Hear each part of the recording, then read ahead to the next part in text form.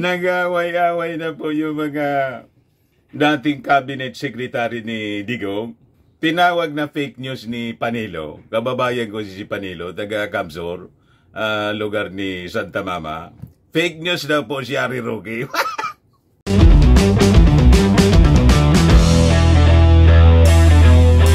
Kaanga-anga talaga mga kababayan yung ating Pangulong Bongbong Marcos. Never siyang nagpa-apekto sa mga panggugulo ng kampo ni Maudigs. Bakit niya, Mr. Maravillas? Tutok na tutok po yung ating Pangulong Bongbong Marcos. Nakita ninyo? Nandun po sa Mindanao. Naglilibot po para inspeksyonin yung extent ng damage ng landslides at flooding sa Davao Region. Iba niya, Mr. Maravillas, bakit ganun ang nangyayari sa Davao Region? Lalo't sa mismong lugar ni Digong. Hindi nga po natin maintindihan kung bakit 6 years, mga kababayan, na naging presidente si Digong, 7 trillion yung budget niya sa kada taon po. At in 3 years po, mga kababayan, sa distrito lang po ni Pulong, binuhusan ng 51 billion. Pero ganun ang sinapit ng Davao Region, mga kababayan, including doon sa distrito ni Pulong. Di saan niya, Mr. Maravillas, napunta? Yung limpak-limpak na salapi. Yon nga po ang tanong ng mga taga Mindanao.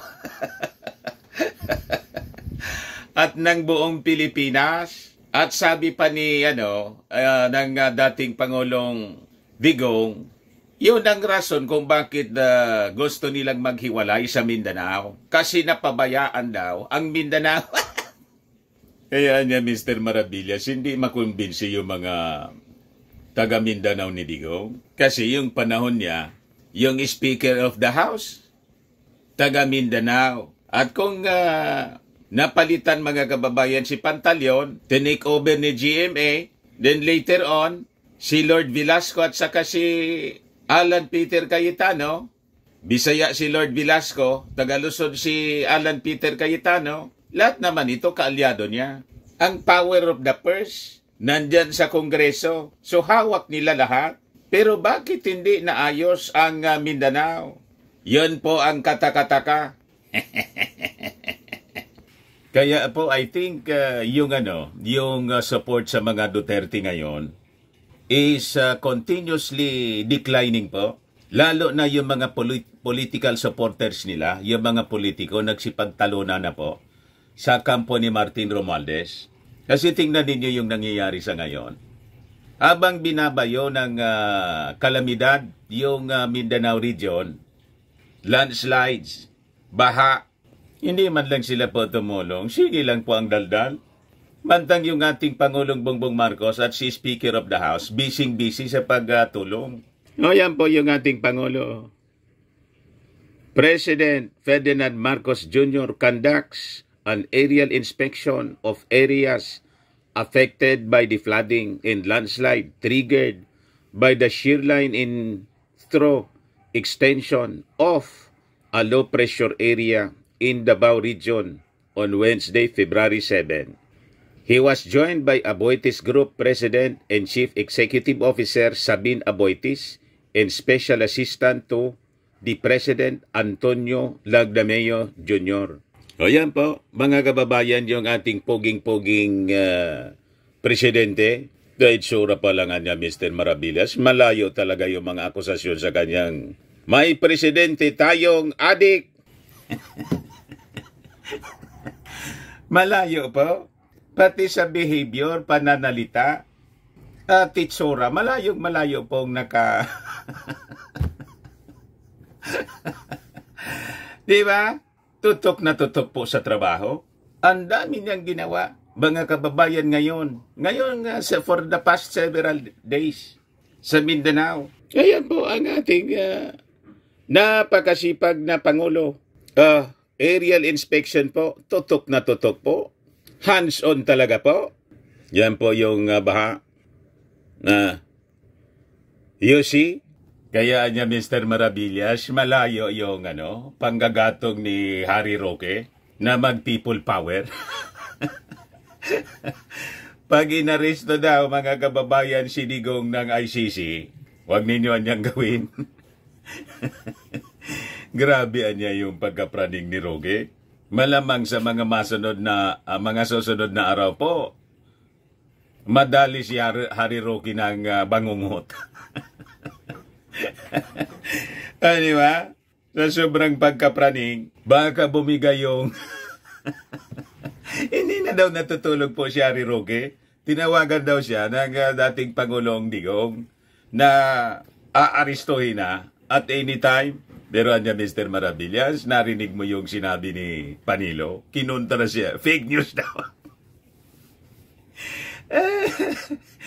Nag-away-away na po yung mga dating cabinet secretary ni Digong. Tinawag na fake news ni Panilo. Kababayan ko si Panilo, taga Camsor, lugar ni Santa Mama. Fake news daw po si Harry Roque. Yoshi, matindi po yung damage doon sa Mindanao. Kita ninyo, mga kababayan, 6 dead, 46 missing, 31 rescued as landslide hits Davao de Oro mine site. So habang nasa aerial inspection po ng damage, ng grabing mga pag-ulan at pagbaha, landslide, yung ating Pangulong Bongbong Marcos, sabi niya, kailangan niya siguro na hindi lang reconstruction ng mga na-damage na infrastructure, kundi redesigning mismo ng lugar, ng mga city siguro, yung ibig sabihin ng ating Pangulong Bongbong Marcos. So, aayusin na yung buong Davao region na affected nito ng mga landslide at mga pagbaha para hindi na po paulit-ulit yung mga nangyayari. So ganun kagaling yung ating Pangulong Bongbong Marcos. Yung kanyang mga sundalo naman po, mga kababayan, yung ating mga kasundaluhan nasa baba naman for the rescue and relief operations plus the DSWD. The whole of the bureaucracy, mga kababayan, nakatutok doon sa pagtulong sa ating mga, pati yung Congress nga po, Tingog Party List, si Martin Romualdez, nagpadala po doon, mga kababayan, ng tulong sa ating mga Davaoeños. Habang walang tigil sa paninira po yung kampo ni dating Pangulong Digong. Sige daldal po ni Harry Roque. Ito yung ating mga kasundalo. Mabuhay po kayo, mga members ng ating rescue team sa Armed Forces. Yan ang mabuting Pangulo, mga kababayan. Hindi po tutulog-tulog. Ito naman yung sa fire department po nila. Landslide at Philippine Gold Mining Village Kills 7. Ito naman yung DSWD, mga kababayan, nasa distributions na mga tulong. Kaya tuwang-tuwa po, kahon-kahon. Tuwang-tuwa yung mga tao doon. Yung Tingog Party List naman po. Ayan. Agad sila na nagpadala ng mga ayuda. Pagkain, bigas, pati mga fertilizers po. Yan Tingnan, karagdagang tulong na 4,000 food packs pinadala na sa mga pamilyang nasalanta ng pagbaha sa mga distrito ng Davao City. Nakapagpadala ang Tingog Party List sa pangunguna ni Representative Yeda Romualdez at Representative Jude Aborque Asidre at tanggapan ni Speaker Martin Romualdez nitong Biyernes ng karagdagang mahigit 4,000 na food packs na naglalaman ng relief goods upang matulungan ang 1,200 individual sa Barangay Tigato, Buhangin, Davao City at 219 pamilya sa Donulian Village, Barangay Maa, Davao City. Lugar po mismo ni Inday. In-invade na po ni Martin at ng Tingog Party List po. Ganon. Yan po, mga kababayan, si Martin Romualdez na kinaiinis nila. Sige lang po ang tulong. Talagaan niya, Mr. Maravillas, malayong malayo yung brand of service and leadership ng mga Marcos Romualdez sa mga Duterte. na ngayon po, abang binabayo ng calamity yung kanilang lugar, nandun pa sa, nakatutok sila sa paninira.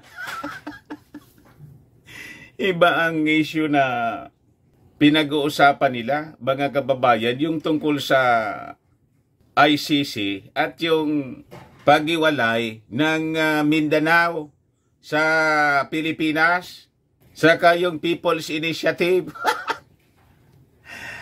You see? At marami pa mga kababayan na ginawa doon sa Mindanao yung ating Pangulong Bongbong Marcos. Distribution ng ng mga titulo ng daga sa cart at yung inauguration ng Davao bulk water supply project. Yan po, mga kababayan. Gaya niya Mr. Maravillas, mahal ng mga mamamayang Filipino at pati ng mga Mindanaoans, yung administrasyong Bongbong Marcos. Yun po ang result ng latest approval, latest survey, yung approval ratings, trust ratings ng ating Pangulong Bongbong Marcos, tumaas pa. Talo na po si Inday. Si Inday, pababa. Yung ating Pangulong Bongbong Marcos, pataas. At si Martin Romualdez, mga kababayan, statistically, pumantay na kay Inday. You see? But before ko mga kababayan ibigay sa inyo yung full story na mga magagandang balitang yan, click subscribe muna dito sa ating YouTube channel. And hit the notification bell para lagi po kayong updated sa mga kaganapan dito po sa ating bansa. Sa mga Marcos loyalist po, paki-subscribe lang po ng ating channel, yung hindi pa nagpaka-subscribe, para malabanan po natin yung disinformation, black propaganda, and fake news po ng mga dilawang DDS na ang sabi ni Katrina Ponce Enrile, bayad ng China. Sabit po si Martin Andanar. You see? Wag na rin po ninyo mga kababayan na skip yung ating mga commercial ads para tuloy-tuloy lang ang pag-unlad ng bagong Pilipinas. Sa mga naganap po ng Malinis and Spaces Fitness Gym, punta lang po kayo sa aming Colossal Fitness Gym. We also offer Grab Car Rental with our 2023 model ng Toyota Innova. We also offer Grab Car. We also offer booking for those who are planning to travel via PAL, Cebu Pacific, and other airline companies, local and international. And bills payment for Meralco bills, Aleco bills, PLDT, etc. Kahit saang bansa po kayo gusto na mag-travel, pwede na dito ang online booking sa amin, pati hotel po. May Paymaya kami, may bayad center na rin po. Ang Colossal Fitness Gym is located at 3rd floor, Security Bank Building, Lanco Business Park, Legazpi City, Albay. For inquiries, look for Chilon Maravillas. Contact number 0966-802-0949. Lagi na pong matao sa amin. Na-set up na rin po yung mga bagong gamit. May treadmill na rin po kami. Saka may bago kaming product po, iGlow Whitening from Korea. Yan po negosyo ng aking anak na architect. Tingnan ninyo, before and now. 3 times more effective siya than your ordinary collagen serum with anti-aging and brightening formula. Dumiretso na lang kayo sa kanyang FB, Riz Maravillas on FB po. Sa mga paints at paninigas na mga kaso-kasoan, try ninyo po itong Firmax. Pinapahid lang po sa mga pulses and affected area. Mainam po sa paninigas na mga kaso-kasoan. Ito, Automax po, sa mukha naman yung application. You will look 10 years younger than your age. Sa mga cancer patients po, naing siya red mixed fruit drink. Di man po siya gamot, food supplement siya. Kaya lang, gawa siya sa goji berry. Yung goji berry may anti-cancer properties. Yung mga inquiries ninyo, dumiretso na lang kayo sa aming messenger para masagot namin agad. Okay pa? So, balik tayo mga kababayan sa ating mga topic. Yung mga magagandang kwento naman, hindi yung poros paninira ng mga Duterte habang tinatamaan ng calamity yung lugar niya. Tama po si Dilima, pansarili man lang niya. Hindi man po para sa mga taga Mindanao at para sa mga Filipino. pangsarilian niya. So ito yung ating Pangulong Bongbong Marcos na dapat po nating isupport kasi napakaganda yung kanyang mga ginagawa at mga plano. Sabi niya, kailangan na niyang i-redesign yung Mindanao, not just rebuilding yung mga na-damage na infrastructure. Sa gitna nitong Davao floodings, talagaan niya Mr. Maravillas, nakapagtataka na napakalaking kwarta, one district, 51 billion. Idagdag mo pa yung linunok na. Kaya tinanggal po ng Kongreso yung confidential funds ni Inday. 125 million, 11 days po, lumipad. At 51 billion in 3 years sa distrito ni Pulong, mga kababayan. Hindi makita kung saan ginastos. Tingnan ninyo mga kababayan na nangyari sa kanilang lugar. Sabi ng mga congressmen, lalo na po ni Saldico, yung Chairman Committee on Appropriations, wala man niyang ganyang congressman. Ang pinaka malaki na niya, mga 1 million to 3 million. Kung talagang ikaw ay favored congressman ka ng isang pangulo in the past administrations. Pero ito niya in 3 years, 51 billion. Kaya niya tinatawag yung Davao as Holy Land. Pero niya Mr. Maravillas, baka sa susunod na mga araw, hindi na Holy Land yung bansag sa Davao, kundi holy na. Ano niya Mr. Maravillas na holy na? Hulihan na. Kasi, kung mailabas na yung warrant of arrest ng ICC, pero niya Mr. Maravillas, di ba sabi ng PNP, hindi sila makikipag-cooperate, hindi nila i-enforce, depende po yan sa behavior ni Digo. Yung desisyon ng ating Pangulo, nakadepende yan siyempre kung magpapatuloy sa panggugulo yung kampo po ni Digong. Yan po, analysis ko man lang po. Hindi siya official statement ng palasyo. Di ba? Baka niya tama, Mr. Maravillas, yung inyong mga theory. Hindi ninyo nakikita ang mga kaganapan. Unang-una po, yung House, may resolution na po na bumalik tayo sa pagiging miyembro ng ICC. Di ba? Kung magkakagulo po sa Pilipinas at ang solusyon po ay kailangan ng intervention. Di ba? Siyempre, yung aksyon ng ating gobyerno po for the preservation ng peace in order ng ating bansa, nagigipong destabilizer po sila. Pero yung ating Pangulong Bongbong, hindi po sila pinapansin. Tuloy-tuloy lang po siya sa kanyang pagtatrabaho. Bahala na sa kanila yung armed forces. Ngayon, sabi ng ating Pangulong Bongbong Marcos, after the inspection, rather than simply rebuilding roads and bridges destroyed by the massive flooding and landslide in Davao region, kailangan anyang i-redesign natin itong mga infrastructure to make them safer and more climate suitable.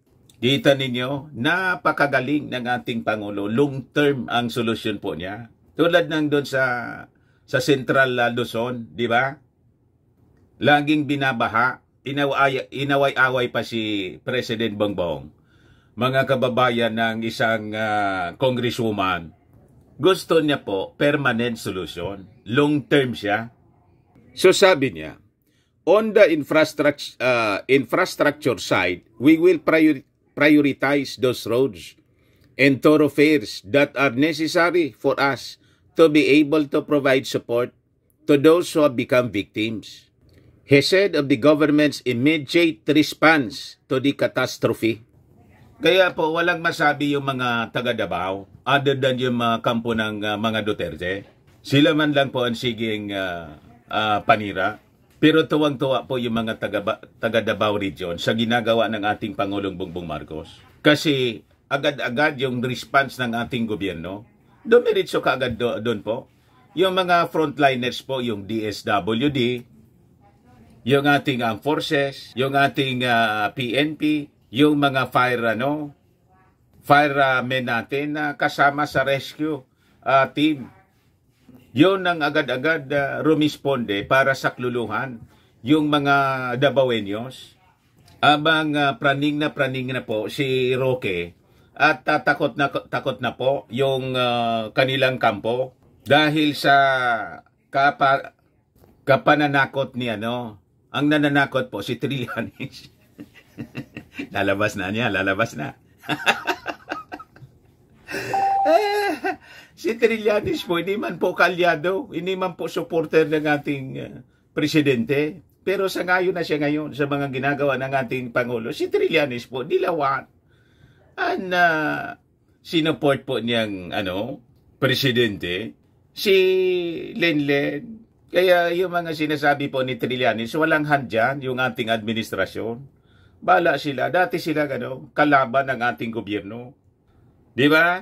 Ng administrasyon. Kaya lang hindi na po umaatake sa ating administrasyon si Trillanes kasi nakita niya maganda yung improvement po sa serbisyo, pati sa human rights, pati sa war on drugs po. Kumbinsido si Trillanes. So sabi rito sa balita, but for the longer term, the President wants to redesign the public infrastructure in consultation sa DENR, which can guide the government in building more climate-resistant roads and bridges. So, pag-aralan po nilang mabuti. Siguro, yung total pag-redesign po ng mga infrastruktura, kailangan yung mga bridges po, matataas na po. Di ba? At hanap sila ng lugar na malayo sa mga landslides para hindi po nasisira. Yung mga, kalsada na laging dinadaanan po ng baha, pati kalsada siguro gagawin nilang mga skyway na. Diyan sa Bulacan may mga ginawa sila. Doon sa tingnan ninyo sa Ilocos region, napakagaganda yung mga pinagawa na mga kalsada ng mga Marcoses doon po. So kailangan climate resilient, sabi ng ating Pangulong Bongbong. Iko-consult niya sa mga climate experts. On the long term, Anya, we really have to start looking at the designs of these bridges and roads to see if they are still compatible with the weather patterns and the effects that the DENR is going to provide us with guidance in terms of how we proceed. Ganon, hindi po yung bara-bara kasi sayang ng kwarta tulad ng 51 billion na hindi na malaman kung saan ginamit sa distrito ni Pulong. At nang bawasan siya ng pondo, nagreklamo. Pero almost half billion pa rin nga yung ibinigay sa kanyang distrito. Talagaan niya, Mr. Marabilla. Sanay sa bilyon-bilyon. Nasanay po. Na-spoiled na masyado. Kaya nang tanggalan po, tulad ni Inday, nagtantrum. Galit na galit po. Kung i-rebuild lang natin ang lahat ng masisira, ganun din ang mangyayari. If we are going to rebuild, we have to rebuild it in a way that is more, kailangang mas matibay. Marcos furthered that doing the rebuilding of the Davao region's infrastructure in such a way would be something that I think we can attend to as quickly as possible. Kaya kayo, mga taga Davao, importante po, Davao Region, yung Davao City, talagang, siyempre, sa mga Duterte sila, be objective po sa pagpipili ng ating mga leaders. So talaga po makikita ninyo ang brand of leadership at politika ng mga Marcos Romualdez, walang personal doon. Kaya hindi kayo makarinig sa Marcos Romualdez, boss kay Bongbong Marcos at kay Martin Romualdez na mga personal attacks tulad ng ginagawa ng mga Duterte sa mga Marcos at Romualdez. Tinawag ni Inday si Martin at Tambaluslos Si Digong naman, tinawag na adik yung ating Pangulo. Wala kang marinig na ganong mga pananalita. So the Department of Science and Technology, through Secretary Renato Solidum Jr., expressed support for the President's plan of rebuilding.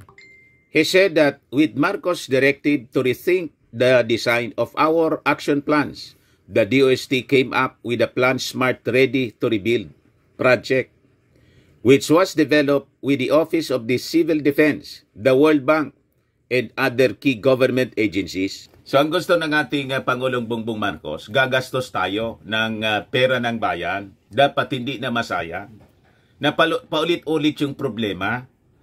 Di ba?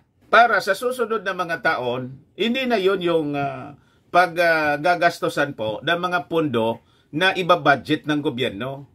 Kundi iba naman po na mga projects na magpapaunlad lalo sa bagong Pilipinas. Yan ang punto ng ating yon ang gusto ng ating Pangulong Bongbong Marcos po. Hindi tulad ng mindset ng mga traditional politikos po na sige lang po, tuwang-tuwa sila pag may mga calamities, floodings, may bagyo po. Kasi pag nasira yung mga kalsada, pasurvey sila. Pag pasurvey nila, construct lang ng construct. Tapos pagdating ng tag-ulan, sira na naman, budget sila ng budget uli. Sige lang ang budget, sige naman ang bulsa. Sige ang yaman ng mga politiko. Habang yung mga mamamayang Filipino patuloy sa kanilang paghihirap. Ayaw ng ganon ng ating Pangulong Bongbong Marcos. Yun na lang po yung ginagawa. For the past almost after that to make over yung mga dilawan, hanggang ngayon ganon ang mindset. Kaya sabi ng ating Pangulo, panahon na para sa bagong Pilipinas. Bagong Pilipino, bagong mindset, bagong ori ng paggawa. So sabi rito, this is an automated planning together with your local government unit input. You will be able to look at all multi-hazards that can affect your areas and plan better para maganda po yung ating mga rebuilding. After all the emergency interventions have been finished, the official explained. Then, we can actually train your planners together with the national agencies and sit down and plan better for your local government. Sabi po ni Solidum. So, some 14,000 families were also displaced. Disaster response authorities said. Marcos' situation briefing was also attended by Vice President Sara Duterte, Defense Secretary Gibo Teodoro, Interior Secretary Benjamin Abalos, Jr., Social Welfare Secretary Rex Gatchalian, and other cabinet members. Nakita niya, Mr. Maravillas, nandun si Inday. Siyempre, sasama doon si Inday kasi taga Davao siya. Pag hindi, lalo siyang masisira. Yung pamilya niya dati ng panira. Ito pa yung pinagagawa ng ating Pangulong Bongbong Marcos abang yung kampo ni Digong, sige panira. Marcos vows to distribute all CARP covered lands before 2028. Yan po. Sabi dyan, President Marcos commits to redistributing all lands under the CARP program by the end of his term. Over 90,000 land titles were distributed in 2023, surpassing the annual target. The new Agrarian Emancipation Act, signed in July 2023, aims to alleviate the debt burden of over 610,000 farmers, addressing the long-standing issue of poverty among the country's agriculturists. Lahat niya landmark yung mga actions ng ating Pangulong Bongbong. Wala pa pong nakagawa niyan. The past presidents hanggang kay Digong walang ganon. Kaya mga kababayan, possibly itong mga DDS po, yung mga Digong supporters, masyado silang insecure, lalo na yung ating dating Pangulong Digong. Hindi nila po matanggap na napakagaling ng ating Pangulong BBM. You see? Ini nga po mga lahati sa performance in all aspects, mga kababayan, of administration. Walang binatbat po yung previous administration sa human rights, sa economy, sa pagtulong mga kababayan sa mga nasalanta na mga calamities, sa war on drugs. Walang binatbat po. Pati po sa pakikipagsalamuha, interaction with leaders, local and national, with Congress, with senators. Kaya makita mo po ang laking suporta na binibigay ng mga mamamayang Filipino sa ating Pangulong Bongbong. So namigay po ng titulo yung ating Pangulong Bongbong Marcos doon sa Rizal Memorial College's gym in Davao City. Distribution of land titles. The President noted that DAR distributed more than 90,000 land titles in 2023, exceeding the 50,000 target. Umaasaan niya ako na dadami o dudubli pa sa taong 2024, ngayong taon. Ang pamimigay ng titulo sa ating mga magsasaka ay unang hakbang lamang sa pagkamit ng kanilang kalayaan at kahirapan, sabi ng ating Pangulo. Ang kalayaan sa gutom at kahirapan ng magsasaka at ang pagsiguro ng sapat na pagkain para sa bawat Filipino ay hindi makakamit niya sa pamamagitan ng pamamahagi ng titulo at lupa lamang. Kaya naman niya mahirap kumang makita, nadudurog po ang puso na makita na hanggang ngayon ang pinakang mahirap sa ating bansa ay ang mga magsasaka. Kayo ang nagpapakain sa amin. Hindi ninyo mapapakain ang pamilya ninyo? Hindi ninyo mapakain ang pamilya niyo? Yun ang rason mga kababayan. Yung pagtanaw ng utang na loob ng ating Pangulong Bongbong Marcos dito sa ating mga magsasaka. Kasi kung wala na pong magtatanim, wala nang magsasaka po, magugutom po ang mga tao sa buong mundo. Hindi lang tayo rito. So napaka-importante po ang agrikultura, kaya binibigyan po ng mataas na pagpapahalaga ng ating Pangulong Bongbong Marcos yung ating mga magsasaka. So on July 7, 2023, the President signed the Agrarian Emancipation Act, which benefits 610,000 plus Filipino farmers who till more than 1.7 million hectares of agrarian reform lands, freeing them from debts totaling to 57.65 billion pesos. So yung ating mga magsasaka, hindi na po sila sisingilin pa. Wala na silang babayaran po. Binigay na po yung lupa na libre ng ating Pangulong Bongbong Marcos. May nakagawa na Pangulong ganon? Di ba wala? Not even Digong, na sabi ninyo, napakagaling na Pangulo. Hindi yun naisip po. Paano anya Mr. Maravillas na maisip yun? Busy sa tukang. At lately, napag-alaman natin, busy sa...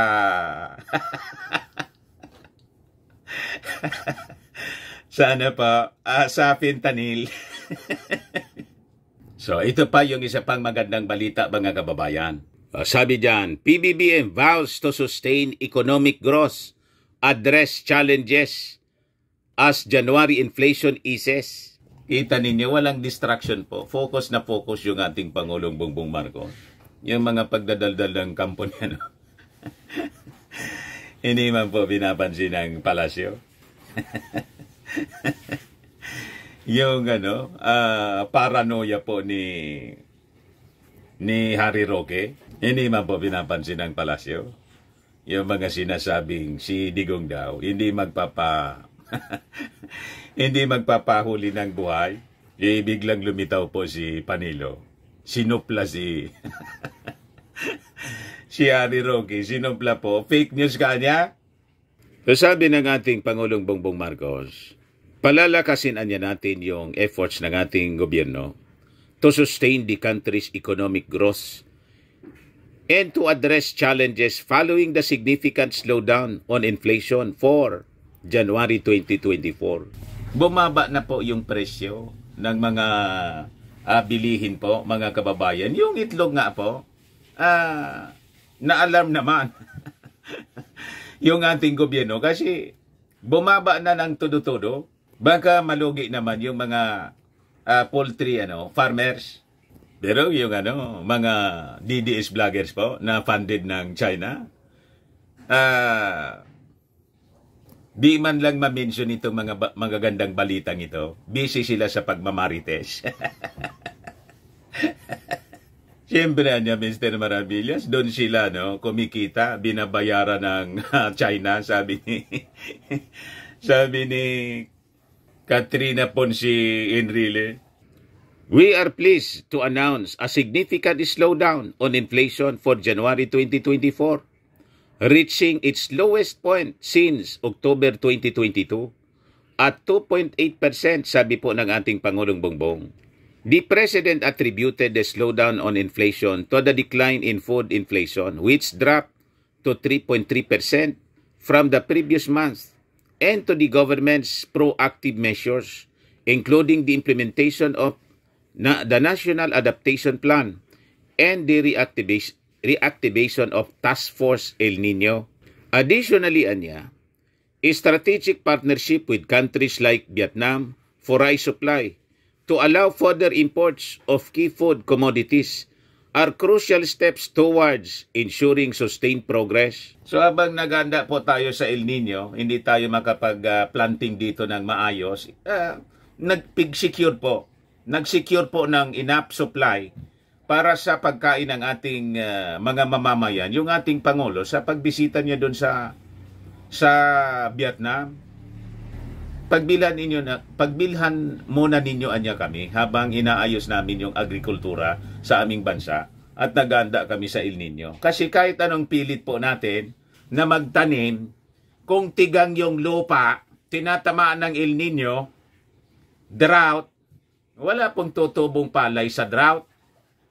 So ang gagawin natin, bibili tayo doon sa bansa na hindi tinamaan ng El Nino para tayo may makain. So tama lang po yung ginagawa ng ating Pangulong Bongbong Marcos. Sabihin ninyo, import tayo ng import. Siyempre, mag-import tayo kasi hindi nga matamnan, El Nino. O kung hindi, binaha tayo, hindi man pwede na hihintayin natin yung planting season, walang makain. Yung pagtatanim po ng pala, yung ani after 3 months. So 3 months, hindi kakain pala yung ating mga mamamayan. Kasi kailangan mag-produce tayo ng sarili natin na hindi pwedeng mag-produce kasi nga binaha. Dapat may buffer stock tayo. Kasi nga, drought, tigang yung lupa, hindi matamnan. Alam na alam ko yan kasi ako po, dati akong magsasaka. May asinda po, asinda. may sakahan po kami. Until today, may sakahan po kami. Isa akong magsasaka. Kaya nga po natigil ako sa pag-aaral nung kabataan ko po. Hindi ako nakapag-enroll for 1 semester. Wala man kaming magagawa. Yung tatay ko walang magagawa po. Bakit? Walang ani. Wala kaming maani. Yung kopra namin po, marami kaming niyugan po. Malawak yung lupain naming niyugan. Wala nang bunga. Kung may makuha kang kaming bunga, ganito kaliliit po. So, I was forced to stop, mga kababayan, sa aking pag-aaral para kung pinagsukluban ng langit at lupa. Grabe ako po. Kala ko po katapusan na ng aking pangarap. You see, kaya po ako naging reporter. I was forced to pumunta dito sa sentro, sa lungsod. Tapos, nag-audition po ako na maging student announcer. Yun po ang aking kwento. Kaya po ako naging journalist.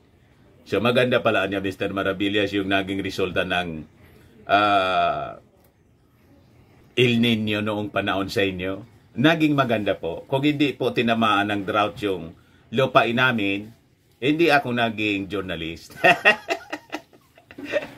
Sabi sa Bible po, all things work together for good for those who believe. Di ba? Kaya sabi ng ating Pangulo, we remain committed to easing the burden of our citizens as evidenced by the recent electric bill discounts for low-income households. Amid all the challenges, President Marcos urged the public to join the government to overcome economic challenges and build a better future for everyone under a bagong Pilipinas. Yun ang pakiusap ng ating Pangulong Bongbong Marcos. Kaya itong pamilya Duterte po, kayo dyan, Harry Roque, tigilan ninyo yung inyong panggugulo. Makisali kayo sa bagong Pilipinas. Hindi yung ginawa ng kampo ninyo, pati si Inday, nakisali sa inyo eh. Imbes doon siya sa bagong Pilipinas, after na magsalita siya, very short yung speech niya doon. Nandun ako eh. Noong isang linggo, pumunta siya doon, mga kababayan sa Davao, para makisali sa politika ng kanyang pamilya. Patihan niya si Super Ate nandun. Yun nga po, nagagalit yung mga Marcos loyalist. Baka daw, pag 2025, ipatalo nila siya. Si Amy Marcos, hindi na nila iboto. Ang tawag na nila kay Amy Marcos, Amy Duterte. Pagkatapos, bigla pong sinupla ni nilaglag ni Baste, tigilan mo niyang panggagamit sa Pinalampas ko yung yung una, pero ngayon tigilan mo na yan. Yung panggagamit ninyo sa drama mo. Oh, ito pa, mga kababayan, favored ni Digong yung Davao. Yung Davao City Bulk Water Supply, pinasinayaan niya po. Oh. Ayan po. Ganyan ang ating Pangulo. Hindi siya namimersonal. Kahit tinawag-tawag siyang tamad, tinawag siyang pinare-resign, tinawag siyang adik, bangag, at trineten pa. Trineten pa na kung ako ay Pangulo pa niya, baka niya nakasama ka doon sa yung tukang-tukang. Sabi rito, inihayag ni Pangulong Ferdinand Marcos Jr. na makakapaghatid ng 300 milyong litro ng malinis na tubig kada araw sa higit 1 milyong residente ang Davao City Bulk Water Supply Project sa inaugurasyon nito ngayong araw, Pebrero kahapon, 7. Pinag-utos din ni PBBM sa mga ahensya na siguraduhin ang agarang pagtatapos ng mga proyektong patubig sa buong bansa. Talaga niya, Mr. Maravillas, yung pagmamahal ni President Bongbong sa mamamayang Filipino tulad ng kanyang tatay. Yung dating yung dating Pangulong dating Pangulong Apo Lakay, binansagan siyang builder, nation builder. Ganon din po yung ating Pangulong Bongbong. Ngayon, yung kanyang kasanggang pinsan, mga kababayan, si Martin Romualdez, ito po siya. Pinapractice na po ni Martin yung ginagawa ng ating Pangulong Bongbong. Tingnan ninyo, parang presidente na po. Sabi dyan, House Speaker Martin Romualdez during the Mindanao leg of the Armed Forces of the Philippines House Representatives Fellowship, consistent with the vision of President Marcos. House Speaker Martin has guaranteed that the House of Representatives is committed to a modern and well-equipped military that can defend the country from internal and external threats. Yan po si Martin, kung ano yung stand ng ating Pangulo, consistent siya sa pagsusuporta. Our collective efforts symbolize a strong, well-equipped, and cared-for military ready to uphold our sovereignty with honor and integrity. Let us continue to work together for a free, united, peaceful, and progressive Philippines. So yan po mga kababayan, yung vision ng ating bagong Pilipinas. Sabi nga po, nang nadinig ko, yung yung initial po, ipinaglalaban natin At gusto natin na ma-maintain yung ating territory, yung territorial integrity ng ating bansa. Kung isipin po, katubigan na yon, di ba? Minsanan lang po na may lumilitaw na lupa doon. Siyol nga po. Pero ipinaglalaban natin. Pagkatapos, may isa dyan sa Mindanao, gustong yung buong Mindanao ihiwalay sa buong Pilipinas. Saan kanyan, mga kababayan, pulutin? Anong klaseng kaisipan, mga kababayan, mayroon sila? Isabi nga ng ating Pangulong Bongbong Marcos, not a square inch ang aayaan natin na mawala sa ating territory. Pagkatapos, buong Mindanao, ang pasimuno pa, dating Pangulo. Tapos, yung supporter niya, dating speaker at incumbent congressman. Dapat niya talaga, Mr. Maravillas, ituloy yung pinaplanong asunto. Yung sabi niya, pwede niyang file ng secession case, inciting to sedition.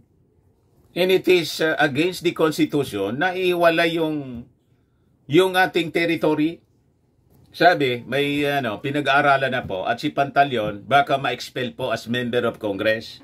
Yun ang sinabi ni Speaker Martin sa kanyang fellowship with the military sa Cagayan de Oro City kahapon po. This came after Congress legislated a significant increase for the defense budget and 2024 General Appropriations Act, specifically 285 billion pesos from the previous year, 203 billion lang po. Kaya malayo pong mahikayat yung armed forces na umani po sa ipinaglalaban ni Digong. Kaya yung dating mga officials niya nga po, yun ang unang kumontra. Si Galvez, si Anyo, dati niyang mga opisyal, sinupalpal po yung statement ni Digong na gustong iwala yung Mindanao. So sabi rito, the funding includes the realigned 1.3 billion from several government agencies for frontliners to maintain a credible posture in defending our rights, particularly itong West Philippine Sea. Of the reallocated funds, 300 million naman po napunta sa National Intelligence Coordinating Agency or NICA, 110 million to the National Security Council, and 381.3 million to the Department of Transportation for the expansion nitong Pag-asa Island in WPS. So, kaya po, tinanggal yung intelligence funds ni Inday para mailagay po dito sa mga karapat-dapat na mga agency na dapat paggastosan po ng taxes ng mga Filipino. Hindi yung intelligence fund, sabi ni Inday, ginagamit sa tree planting. Hindi man tarabaho yun po ng DepEd. Ang tree planting po, DNR. Pati sa ROTC daw. ROTC? Libre po yung ROTC. Naniningil pa nga po dyan, mga kababayan, yung mga eskwelahan. May fees na sinisingil. Hindi man kailangan po ng pondo yung ROTC. Yun ang sinabi ni Inday doon sa hearing po. Kaya galit na galit ng natanggalan. Tama lang po kasi ito yung dapat pinagkakagastosan po. 650 million of the realigned 1.323 billion came from the controversial confidential funds of the Office of the Vice President and the Department of Education, both agencies under Vice President Sara Duterte. The steadfastness of our uniformed personnel in protecting our territorial integrity and remaining the non-partisan amidst political noise is truly commendable, sabi po ni Romualdez. Your unwavering duty as sentinels of our sovereignty and the West Philippine Sea and beyond is a stabilizing force for our nation. Nakita ninyo mga kababayan? Kaya po, yung pagtanggal ng confidential funds ni Inday, hindi nagsalita yung ating Pangulong Bongbong. Pag hindi nagsalita yung ating Pangulong Bongbong sa mga actions ng speaker, ang ibig sabihin doon, approve niya yon, may usapan sila. Kasi yun po yung tama. Hindi ko mo ka-unity po, pwede na yung lahat. Tama po? Dapat yun irespeto ni Inday ang desisyon ng ating Pangulong Bongbong Marcos. Kaya nga siya ka-unity. Pagkatapos, kontra siya. Inaway-away pa si Martin Romualdez. Sabay bakbak ng kanyang tatay, buong family sa ating Pangulong Bongbong Marcos at kay Martin Romualdez. Tama ba yun? Kaya wala silang mahihikayat po, mga kababayan, sa Armed Forces of the Philippines. Nag-try po sila. Sabi ni Gary Alejano. Ayan man lang po, mga kababayan, napaaba yung ating istorya. Next time naman. Ako po si Dante Maravillas. Bye-bye. God bless.